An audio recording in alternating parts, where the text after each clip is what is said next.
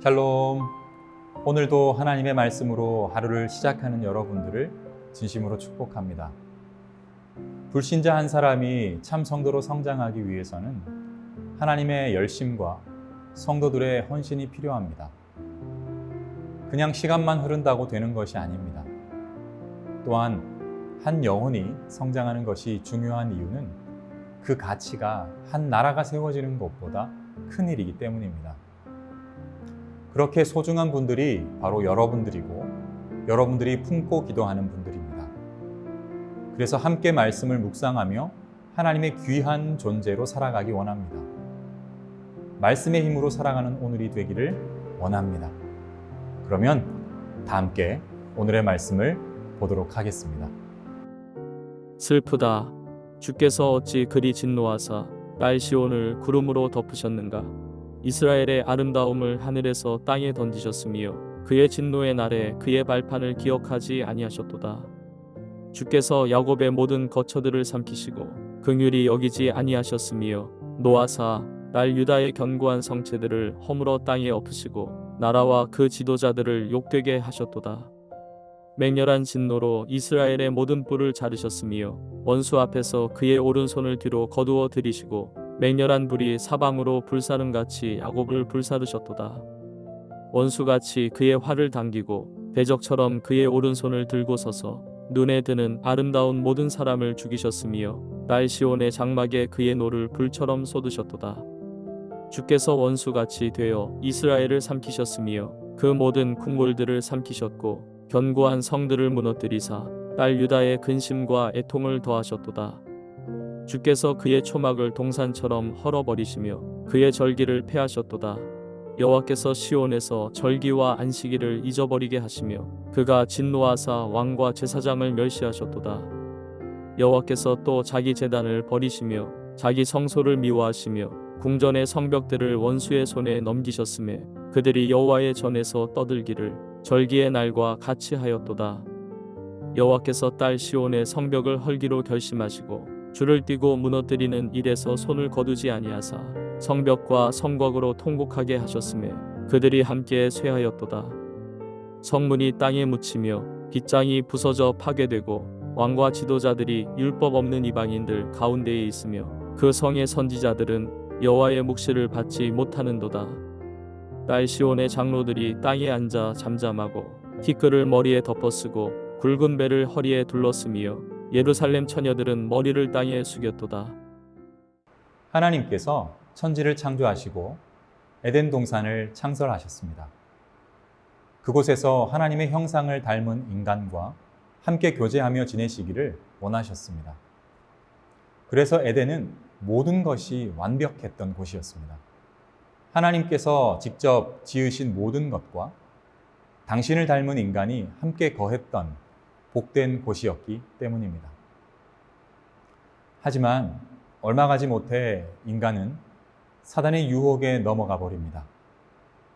하나님께서 먹지 말라 하셨던 선악을 알게 하는 열매를 먹음으로 선악의 기준을 하나님에게서 본인들에게로 옮겨 버리고만 것이지요. 그로 인해 인간들은 에덴 동산에서 쫓겨나게 됩니다. 점점 하나님과 함께 했던 장소에서 멀어지기 시작했던 것입니다. 이제 에덴 동산은 어떤 곳이 되었을까요? 외형적으로는 달라진 것이 없습니다. 단 하나, 하나님의 형상을 닮은 인간들이 없는 것뿐입니다. 그럼에도 하나님이 보실 때는 다 없는 것과 같은 것이죠. 그대로 둘 필요도 없고 어차피 다스리고 관리해 줄 인간도 없습니다. 하나님의 마음이 어땠을까요? 말씀 6절입니다. 주님께서는 성막을 들에 있는 원두막처럼 부수시고 회막도 그렇게 허무셨다. 주님께서 시온에서 명절과 안식일을 없애셨다. 진노하셔서 왕과 제사장을 멸시하셨다. 아무리 좋은 장소라 하더라도 함께 할 리가 없다면 아무 의미가 없습니다. 아무리 좋은 것들이 많이 있어도 마찬가지입니다. 그 어떤 산의 진미가 있다 하더라도 함께 할 리가 없다면 없는 이만 못하다는 말입니다. 남유다가 멸망할 당시 예루살렘이 그랬습니다.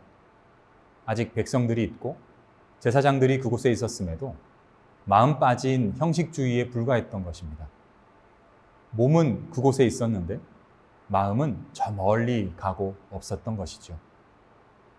결국 하나님은 예레미야의 입술을 통해 바벨론 포로행이 결정됐음을 알려주십니다. 그럼에도 왕과 백성들은 하나님의 마음에는 관심 없었습니다. 자신들의 안위와 체면 지키기에만 급급했던 것입니다. 그러니 에덴 동산에 아담과 하와가 없어서 아무 의미가 없었던 것처럼 예루살렘도 마찬가지였습니다. 하나님의 몸된 성전이 있고 예배가 그대로 있었음에도 마음 빠진 성도들로는 유지할 의미가 전혀 없었던 것이지요. 그래서 하나님은 부수시고 다시 재건하기를 원하셨던 것입니다. 여기서 재건한다는 의미는 건물만 새롭게 세우겠다는 뜻이 아닙니다. 하나님의 말씀을 다시 교육하고 마음에 새기는 시간을 갖게 하시겠다는 뜻입니다. 그 역할을 예레미야의 중보기도와 에스겔이 전담하게 되었던 것입니다. 이번은 모세와 함께 출애굽한 후 광야에서 말씀 교육을 받았던 40년보다 더욱 강도도 강했고 기간도 길었습니다. 40년은 한 대를 거쳐 교육했다는 뜻입니다. 따라서 바벨론에서의 70년은 당연히 2대, 2대를 거쳐 말씀 교육을 진행하시겠다는 뜻이 되는 것입니다. 말씀 7절입니다. 주님께서 당신의 제단도 버리시고 당신의 성도도 역겨워하셨다. 궁전 성벽을 원수들의 손에 넘기시니 그들이 주님의 성전에서 마치 잔칫날처럼 함성을 지른다. 하나님은 백성들이 포로로 잡혀간 후에 그들의 고향 예루살렘을 폐허로 만드셨습니다. 여러 이유가 있겠지만 크게 2가지로 볼 수 있을 것입니다. 하나는 돌아갈 곳이 없으니 다른 것 보지 말고 오직 하나님만 바라보라는 의미일 것이고, 또 하나는 무너진 고향을 바라보며 다시 재건하기를 위해 힘써 말씀을 배우고 기도에 매진하라는 의미였을 것입니다. 그래서 에스겔이 그 뜻을 알고 그 힘든 환경 속에서도 포기하지 않고 하나님의 말씀을 힘껏 전하고 가르쳤던 것입니다. 우리의 삶이 아담과 하와가 없는 에덴 동산과 같다면 참으로 큰일입니다. 우리의 신앙생활이 마음 빠진 예루살렘과 같다면 더욱더 큰일입니다. 다시 각자의 삶을 살펴보아야 합니다. 말씀을 힘써 배우고 마음에 담아야 합니다.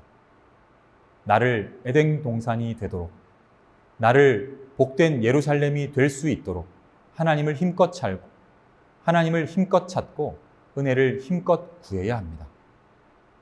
그래서 큐티가 복되고 말씀을 배움이 축복인 것입니다.